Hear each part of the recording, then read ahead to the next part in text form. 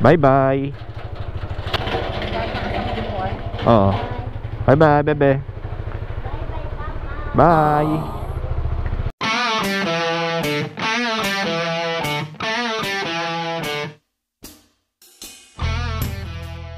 Good morning mga ka-rides. Another day, another ride again. Napakaganda ng umaga. So thank you Lord sa panibagong araw na binigay nyo sa amin at mga blessings na ibibigay nyo ngayong araw. Thank you po.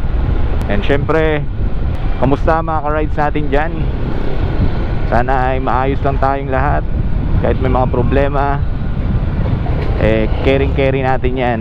Dahil hindi naman bibigay sa atin yan ni Lord kung hindi natin kaya.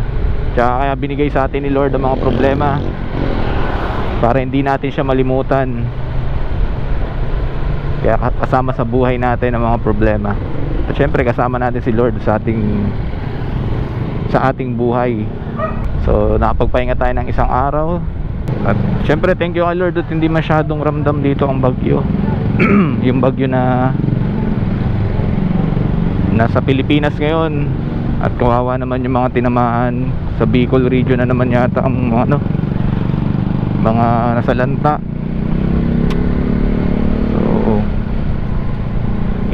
ingat po and keep safe sa inyo mga kababayan na nandyan sa Bicol na nasalanta ng Pipito. So yun, update na lang mga ka-rides and ingat kayo lagi. And syempre keep safe and enjoy lagi sa rides kung kayo laging bumibiyahe. And work muna ako ngayon.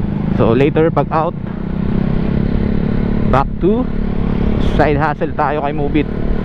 And sana syempre maganda ang weather later pag out para makabiyahe. Pag hindi wala, negative, postpone ang biyahe.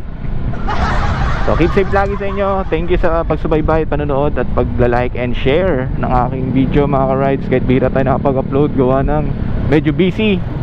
Salamat po sa inyong lahat. And syempre God bless us all.